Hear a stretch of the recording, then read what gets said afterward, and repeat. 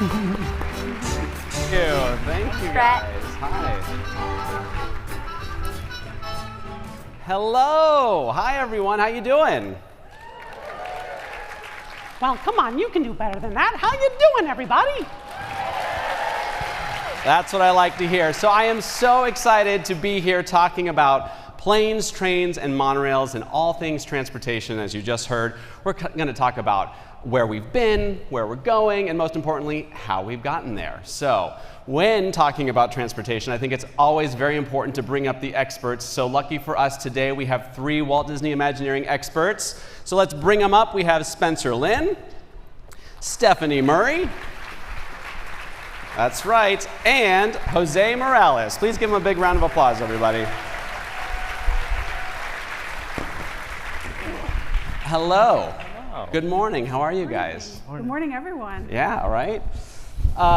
So even though we just had that great intro, you might be thinking, Bret, you talk like a mouse. What are you doing talking about transportation? Well, as you can see, I have been a fan of getting around Disney parks in style for quite a while. And I do mean in style. I mean, check out those shades, right?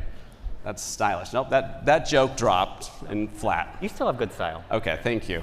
But as was also mentioned, as Justin, my friend who was just up here with Becky a minute ago, likes to say, I've been known to choo-choo from time to time. As you can see here in my family's backyard railroad, I'm no stranger to steam locomotives. I'm actually a steam mechanic and a steam locomotive engineer. But I love most of all when I get to combine my 2 loves, Disney and trains, and that's what we're going to get to do here today for a little bit. So I'm really excited to talk to you guys. So that's why I'm here, but let's hear from the experts. I'd love to know how you guys got here, and if your story involves a train, you get bonus points, so keep that in mind. Jose, why don't we start with you? How did you end up with Walt Disney Imagineering? Well, real quick, so I'm the master planning principal. I've been with Imagineering for 31 years, and my path here was sort of by accident. Before this, I was in the Navy. And the little lady that I've got my arm around, I ended up marrying her. And then somehow we landed here in Orlando, and I stumbled upon a job with Disney. And first thing that everyone does is go visit a park, and that's what I did. But then quickly, they put me into work, and that's when I realized the scale of this place and the complexity. And 31 years later, it's still just as fun as that first day there. Awesome. Stephanie, how about you? So I'm a master planner principal for Walt Disney Imagineering as well. I've been with the company for 10 years. And my background is in architecture, urban planning, and construction management. So kind of covered the entire design, construction, and planning at the University of Florida. And as you can see, I think if you go back one there, it's only appropriate as we're celebrating the 50th that we are going through all of our magical memories. And the first one of riding on the carousel for the first time at Magic Kingdom, or even racing your own car at the Tomorrowland Speedway. But you never realize that you'll end up doing broader master planning or transportation planning for that matter, or even master planning the future vision. And so with that, as with all Imagineers too, they're not only talented, but very passionate and persistent, and they don't take no for an answer. And so it took a lot of times and a lot of phone calls before I said yes, and transportation fell into my lap. And being that I couldn't say no, and being dedicated and driven as well, it became a passion of mine. And so I think that reverberates into everything we all do here on the stage of creating those dynamic and diversified experiences. I love somebody who doesn't take no for an answer. I love that. Spencer, last but not least.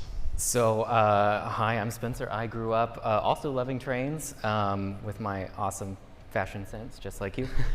Seen here at Magic Kingdom, watching the trains, the monorails, and the watercraft go by, and there's actually a video that goes with this that kind of speaks to me as a person, I suppose. Just totally in my own world.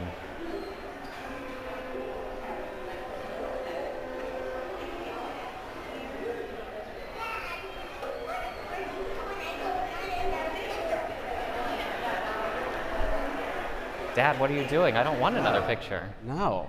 No. If anyone was planning on taking Spencer's picture, please put your phones away now. Awesome. I'll come for you. He will come for you. Okay, so Spencer, like you and I, it's pretty common knowledge that Walt was a huge train fan. But in reality, he was a fan of all things transportation, any way to move people around, right? Yeah, absolutely. And we see this all the way back into the early days of Disneyland. You know, Walt had the Viewliner, of course the monorail, and even finding ways to work them in as real attractions with things like the Jungle Cruise and Watercraft. But what's really interesting is if you go all the way back even to the earliest version of Disneyland, you know, the Herb Ryman Weekend Sketch, you start to see all of these things pop up, and oh my goodness, there are so many things from day one that were about moving people, and moving people at different scales, and not just not necessarily as real transportation, but as transportation and as attraction. And then you can see here through this section of the minimum clearance study for the Wedway, you know, Walts Mind was always, you know, around moving people and the world on the move. And so that kind of movement really inspired his experimentation into transportation, looking at all the various scales and layers that are involved in that. And it's really all of that that led to Walt's greatest vision with Epcot, which had transportation as kind of its core. At the core, yeah. And I think we have a great video now that kind of shows Walt's thinking, specifically as to why we ended up here in Central Florida, right? Absolutely. But before I go into any of the details, I want to say just a word about the site of our Florida project. As you can see on this map, we have a perfect location in Florida, almost in the very center of the state. In fact, we selected this site because it's so easy for tourists and Florida residents to get here by automobile. Now, in larger scale on this map, our Florida land is located partly in Orange County and Osceola County, between the cities of Orlando and Kissimmee. And the important thing is that the Disney World is located just a few miles from the crossing point of Interstate 4 and Sunshine State Parkway, Florida's major highways carrying motors east and west and north and south to the center of the state. I think from now on I'm going to do my presentations with a big stick because it's really intimidating when he points it at you. It's like, you pay attention. Yeah. No, and what's really cool, I mean, so Walt, one of the first things he realized day one was how big this place that he just got. And in the video he references, you know, he's 6 miles high in relationship to that map. And so when you think about that, that's a lot of area you've got to move people around. So, you know, one of the first few things he did in his early sketches was really start drawing what type of transportation systems he was going to need here, how was he going to connect things around his property, and for good reason, because the property is huge. He references, you know, it's twice the size of Manhattan, it's just as large as San Francisco by land area, so those are huge, huge cities with tons of transportation.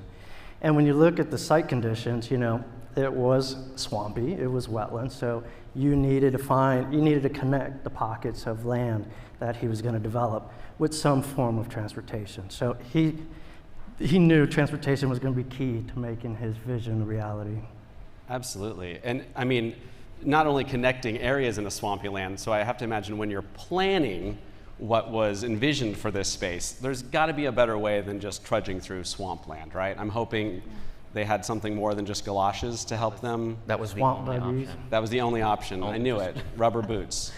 Yeah. It was a No, long of course, process. Walt had his plane, the Walt Disney Company plane, and that's really how he was able to come to the location, really what we know as Walt Disney World. That's what he saw. And I think everyone here knows the plane later on went to be as part of the backlot tour here at the then MGM Studios. But what a lot of people may not know is when the plane arrived here, it actually landed on World Drive. No way. But that's probably not the best place to land a plane. But I hope they gave like motorists a warning. It wasn't like a just random landing, right? But there are better places to land planes here. And so instead of landing on our roadways, Stollport, which is short takeoff and landing, or the Lake Buena Vista Stollport, was established. And this runway is extremely short. It's only 2,000 feet long, probably less than half a mile, maybe 5.5 football fields for all the sports fanatics out there.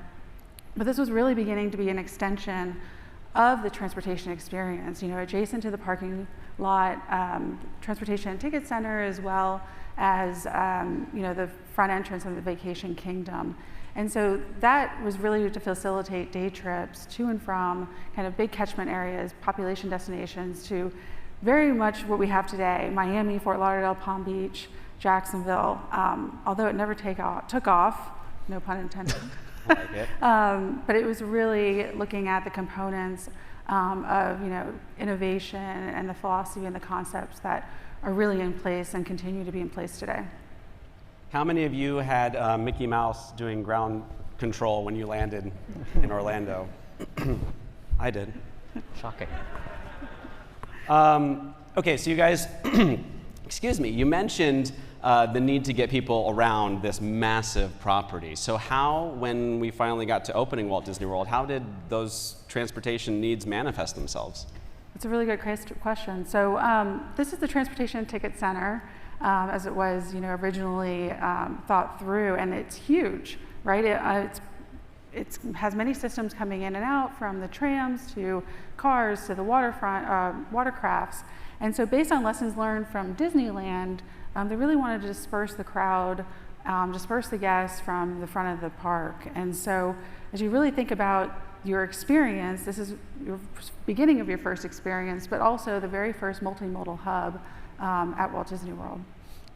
Yeah, and really the key thing he was trying to do here, he learned a lot from Disneyland, was he wanted to make sure that guest experience, that Disney experience, was different. So as you got out of your car, you jumped into some type of transit that moved you from the real world into the magical world. So, and he looked at it from not only day guests, but also resort guests. So the monorail beam, there's really two beams by Magic Kingdom, one for day guests and one for resorts. But then there's other modes of transportation, like the ferry boats that takes you from any one of those destinations. And basically everything is to get you to his magical kingdom, where there's where you start to transition towards a magical version of transportation. And the main entrance is really just an extension of that hub. So after all that, you finally are at Magic Kingdom, and of course, the first thing you're greeted by design, is a train. Choo-choo. Choo-choo. You can choo-choo now. Yeah, I mean, and obviously this was the part I got really excited about, because Spencer shared with me this photo, which is a rarely seen glimpse of these locomotives actually being refurbished. And at Disneyland, when they opened, they built their first two locomotives. But when it came time to planning Walt Disney World and Magic Kingdom's Railroad, they had learned from that experience and realized it was more efficient, probably a better solution, just to kind of source pre-existing locomotives. So, the four locomotives at Walt Disney World were actually discovered in Mexico at a railway there. They're authentic steam narrow gauge locomotives that they basically, from the wheels up, built new components for, and modeled them after an early 1800s style locomotive. So I know I love this, and Spencer, I think, am I correct in saying they just recently refurbished one of the trains? Yeah, so we have exciting things coming to Magic Kingdom with Tron, but that means our railroad has been down. However, we have taken that chance to bring new life and completely refurbish at least one train. Still working on some other fun stuff. But here's your first look at the engine number one, completely rebuilt. Very shiny. Very shiny. Yes, yeah. And I mean, keep in mind, the railroad, these locomotives are, I think it's safe to say, the oldest mode of transportation here at the resort, right? It's one of them. Yeah. Yeah. Pretty cool. Yeah, it's super cool. And, that's just the first thing in the park. We have other ways of moving you around the park, which is actually functioning, right? So we have the Main Street vehicles, things like the fire engine and the horse-drawn carriage. These are all ways to move you up and down Main Street to get you from Town Center and all the way down to the Castle forecourt. The omnibus, of course, a great way to take in all the sights of Main Street. But then we also do this throughout the park, at least at one time, with the Skyway going all the way from Tomorrowland to Fantasyland. And we do it in all of our parks, though. So at Epcot, we of course have the Friendships, which offer you great scenic views. And on kind of a different level, we have had the Studio Backlot Tour, which really became a way to transport you, no pun intended. That was truly not. Anyways, but to transport you from the studio as a park to the Studio Backlot experience and actually drop you off somewhere else, so you really were completely put into a different story. Yeah. We do the same thing at Disney's Animal Kingdom with Rafiki's Planet Watch and the Wildlife Express, leaving Asia and then arriving at Rafiki's Planet Watch. And this is, I think, my favorite photo in the entire deck, and I've been joking about it all week. So 1, a flying train. 2, it's a train on a crane coming out of a shipping container, which means it was on a boat, which is on the back of a flatbed. And if you look really close, there's like some service vehicles. So this may be like transportation bingo, check everything Yeah, off. oh yeah, if we were playing transportation bingo, you all would have won at this point. So those are just some of the ways that we move people around in the parks, but we also have attractions that are just celebrating transportation for the sake of transportation. Things like the People Mover, which we all know. The People Mover, yeah. The People Mover is the perfect vehicle for people watching, not necessarily getting from point A to point B, but again, it's really transportation celebrated as transportation. At Epcot, we had World of Motion, obviously, yes, a fan favorite, which was all about the progress and everything that we've learned through transportation through the years. And finally, also at Epcot, I think this is like prime example of transportation is just fun and cool, the Train Garden at Germany. The Germany Train Garden was installed for a flowering garden like 16 years ago or something, and it is still there today because it was such a hit with everyone. You can't. I love it. It's not moving anybody. It's literally just trains for train's sake. It is trains for trains. There's also this one gentleman, though, who we recognize is under the Christmas tree. I think he's trying to see what he's getting for Christmas or something. I think he enjoyed the Food and Wine Festival a little too much. But this has been an awesome snapshot. We've seen everything from the small scale to the big scale of monorails, transportation telling stories, but also moving people around. And I know right now we have a cool little glimpse, a video segment where Walt is talking about his continued vision, like the future planning. Like there was always the anticipation of what else could happen, right? Well, now, let's take a realistic look at the road ahead and what tomorrow's motorists can expect in the years to come. As Father chooses the route in advance on a push-button selector, electronics take over complete control. Progress can be accurately checked on a synchronized scanning map. With no driving responsibility, the family relaxes together. En route, business conferences are conducted by television.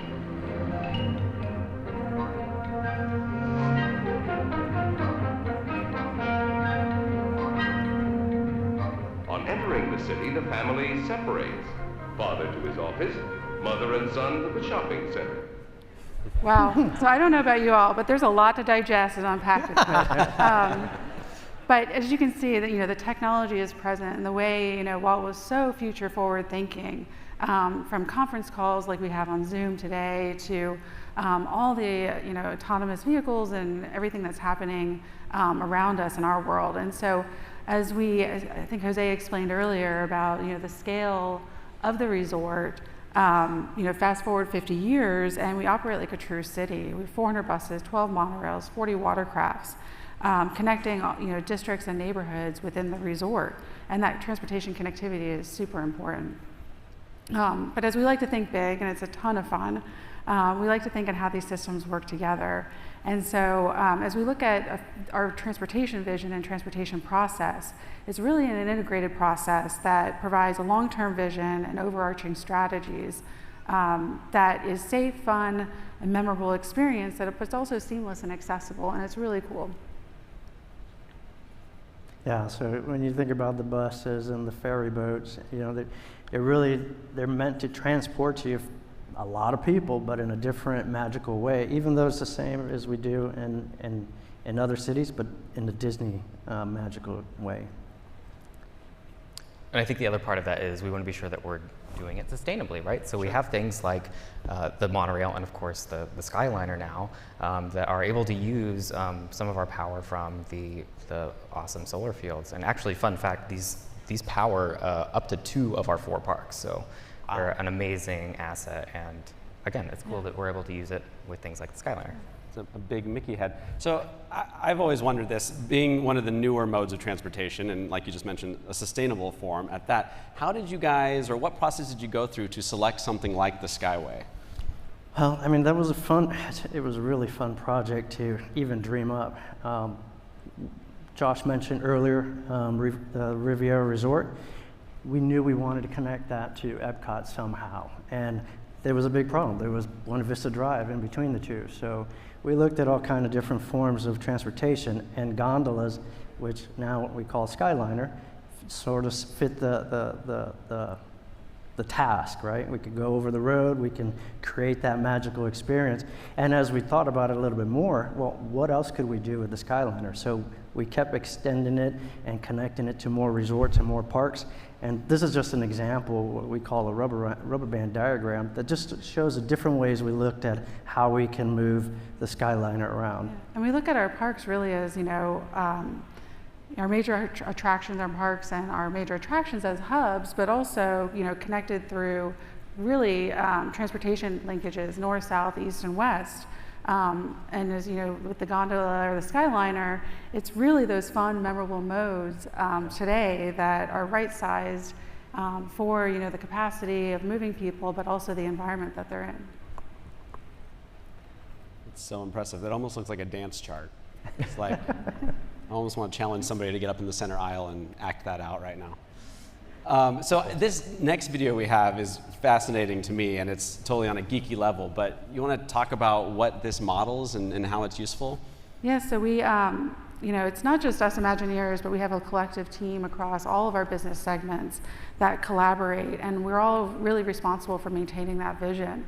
So this next video is looking at, we have a very sophisticated transportation modeling system that forecasts not only how our guests move through the park, but how our transportations move through. So it shows different aspects of, the monorail, the watercraft, your vehicles moving, your buses, and it's wildly complex. And so in context to one another, it helps our leadership inform decisions and opportunities in the future. Yeah, when you look at the complexity of how many different modes of transportation, this is really the only way you can really understand its impact when you add something to it. I think it's incredible because this is like the stuff that fans imagine you guys at Imagineering are doing, modeling traffic flows and whatnot, but to see that it's actually, happening is pretty cool. This has been incredible, you guys. Thank you so much for sharing your insight into transportation and how you plan. Thank you for giving me a chance to choo-choo a little bit with you and geek out over that stuff. But we have a little sizzle video just to kind of recap all the fun ways of getting around Walt Disney World. But before we do that, I want to ask our panelists, if you could choose one form of Walt Disney World resort transportation to get home, what would it be? Well, I'm a Navy guy, so it'd be boats. I'd have to figure it out, but yeah. Okay. I think for me, it's the monorail, right? It's such a massive system, but it's elegant, and it soars above you. It's quiet, but it has such a huge presence. And so for me, I'm kind of kicking it back a little nostalgic, but the monorail would be probably one of my favorites. And I'm gonna cheat. I'm gonna say I'm gonna take the Fort Wilderness Railroad home. Oh. Somehow I'll figure it out. I actually know two guys who own those locomotives, so we'll talk. You guys, thank you again so much. Jose, Stephanie, Spencer, we really appreciate it. Now, let's take a look at some fun modes of getting around.